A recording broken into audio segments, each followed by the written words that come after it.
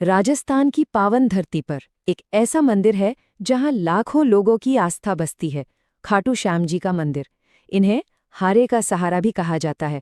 पर क्या आप जानते हैं कि इस दरबार की नींव एक बहुत गहरे रहस्य पर टिकी है। एक ऐसी कहानी जिसका एक सिरा सीधा महाभारत के युद्ध से जाकर जुड़ता है। तो सवाल यही है कि महाभारत के युद्ध क्षेत्र में दान दिया गया एक दिव्य शीश आखिर सदियों का लंबा सफर तय करके राजस्थान के छोटे से गांव खाटू तक पहुंचा कैसे? चलिए आज इसी रहस्य से पर्दा उठाते हैं। आज की तारीख में तो ये मंदिर करोड़ों लोगों की उम्मीद और आस्था का सबसे बड़ा केंद्र है। लेकिन इस आस्था की जड़ों को समझने के लिए हमें टाइम में थोड़ा पीछे जाना होगा, बहुत पीछे, सीधा महाभारत काल में। इस पूरी कहानी के जो हीरो हैं वो हैं एक महान योद्धा बर्बरीक, और यही वो योद्धा हैं जिन्हें आज पूरी दुनिया श्याम बाबा के नाम से पूजती है। तो ये थे कौन? ये पांडव पुत्र भीम के बेटे घटोत्कच और नागकन्या मौरवी के पुत्र थे। इनका नाम रखा गया बर्बरीक, और अपने पिता और दादा की तरह ही वो जन्म से ही एक असाधारण और महान योद्धा थे। वीरता तो जैसे उनके खून में ही थी। उनकी माँ मौरवी ने बचपन में ही उनसे एक वचन ले लिया था, एक ऐसा वचन जो आगे चलकर उनकी पूरी जिंदगी, उनकी पूरी नियति तय करने वाला था। उन्होंने कहा, बेटा, जब भी युद्ध हो हमेशा कमजोर पक्ष का ही साथ देना। बर्बरीक ने इस वचन को अपने दिल में बसा लिया। लेकिन बर्बरीक सिर्फ एक वीर योद्धा ही नहीं थे, उनके पास कुछ ऐसा था जो उन्हें कह सकते हैं कि अजेय बनाता था। ये शक्ति उन्हें भगवान शिव की कठोर तपस्या के बाद वरदान में मिली थी। उन्हें मिले थे 3 अमोघ बाण। अब ये काम कैसे करते थे, जरा सोचिए। पहला बाण वो सभी लक्ष्यों को चुन लेता था जिन्हें खत्म करना है। दूसरा बाण उन सभी चुने हुए लक्ष्यों को एक झटके में नष्ट कर देता था। और तीसरा बाण वो सब कुछ खत्म करके वापस तरकश में आ जाता था। मतलब एक ऐसा चक्र जिससे बचना नामुमकिन था। आप अंदाजा लगा सकते हैं कि इन 3 बाणों की शक्ति कितनी जबरदस्त रही होगी, इतनी कि उनसे तीनों लोकों पर विजय पाई जा सकती थी। ये कोई साधारण ताकत नहीं थी, ये तो ब्रह्मांड का पूरा संतुलन बदलने की क्षमता रखती थी। तो अब महाभारत का युद्ध शुरू होने ही वाला था, और बर्बरीक अपनी मां को दिया हुआ वो वचन निभाने के लिए कुरुक्षेत्र के मैदान की तरफ चल पड़े। पर उन्हें नहीं पता था कि रास्ते में उनकी मुलाकात स्वयं श्री कृष्ण से होने वाली है।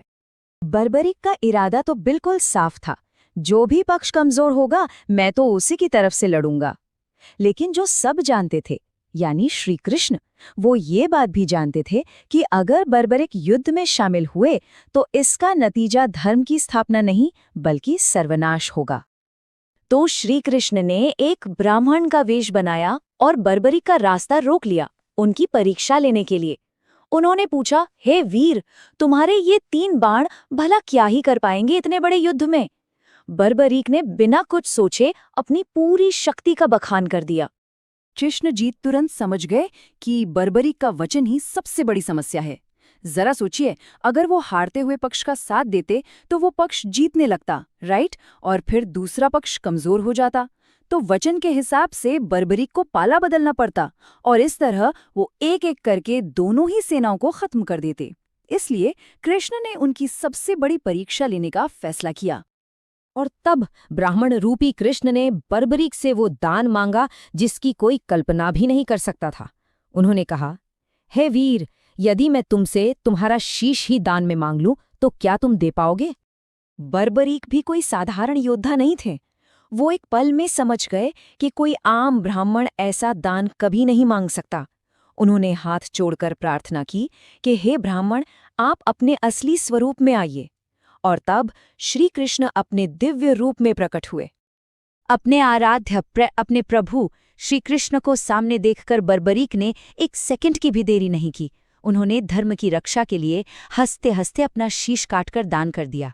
और बस यहीं पर एक महान योद्धा की कहानी खत्म हुई और एक देवता की कथा शुरू हुई। ठीक है, तो शीश का दान तो हो गया, पर कहानी अभी बाकी है। अब हम वापस अपने उसी सवाल पर आते हैं कि महाभारत के कुरुक्षेत्र से वो दिव्य शीश खाटू तक आखिर पहुंचा कैसे?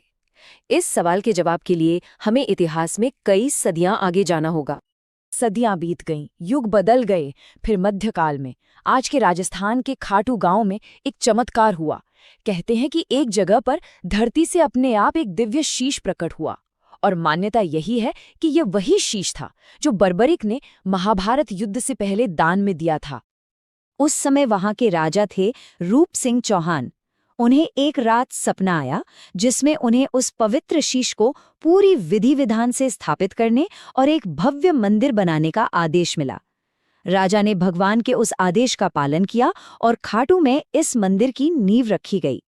और उसी दिन से बर्बरीक को श्री कृष्ण के दिए हुए नाम श्याम से पूजा जाने लगा। वो हारे का सहारा कहलाए, क्योंकि उन्होंने अपना सबसे बड़ा बलिदान उसी सिद्धांत के लिए दिया था कि वो हमेशा हारते हुए का साथ देंगे।